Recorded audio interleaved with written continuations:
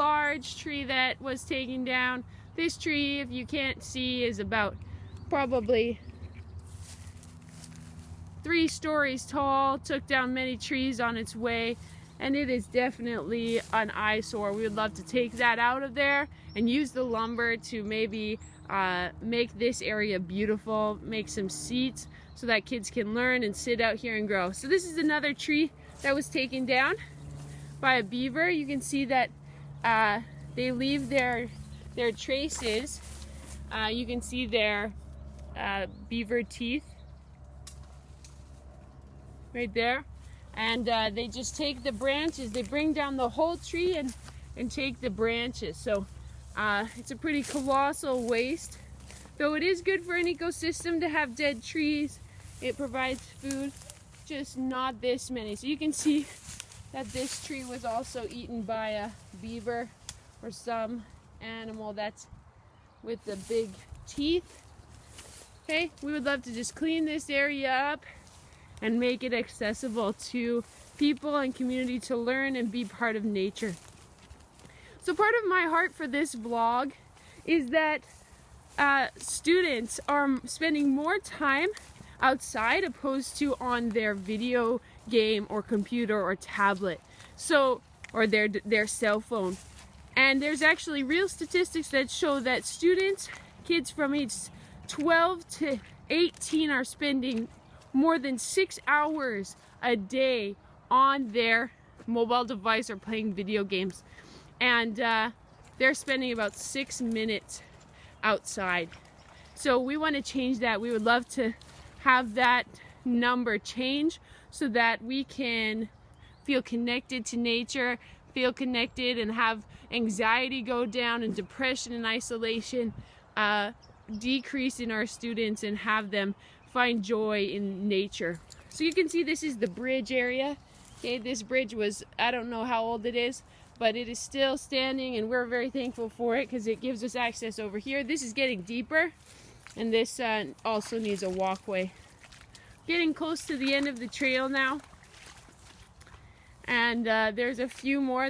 Looks like someone tried to build a bird house there, and some more traces of beaver. There's a tree there that has been taken, and another colossal waste over here. The beavers are sharpening their teeth but not actually taking the tree. I'll show you the biggest waste we've seen by these beavers. Some people believe that beavers are pests. They can also do good for for many different species, but you can see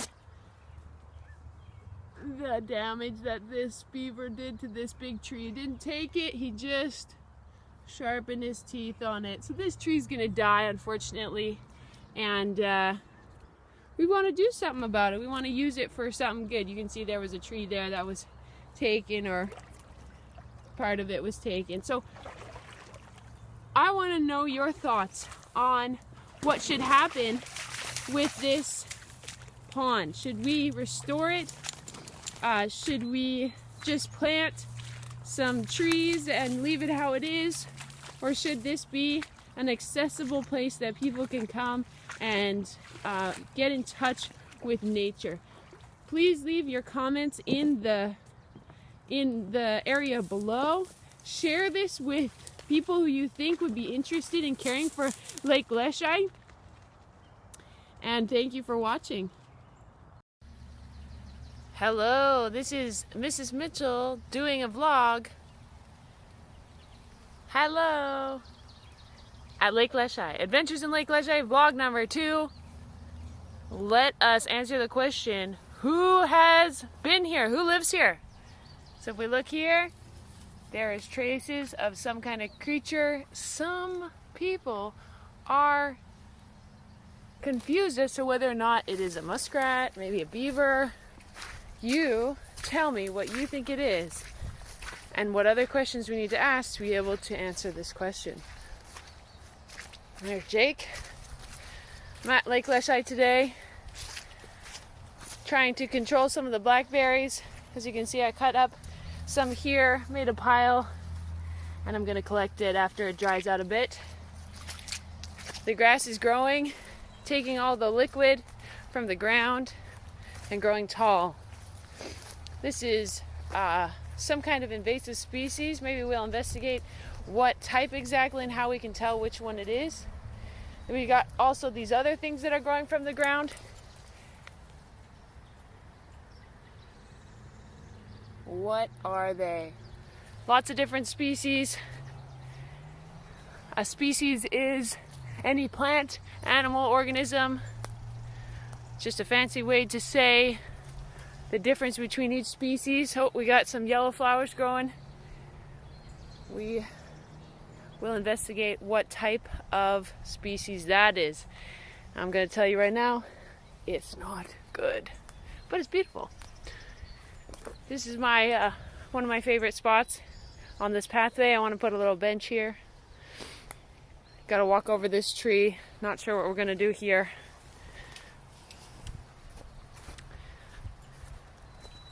You can see how the lake has changed as it gets warmer and more trees and plants get sunlight.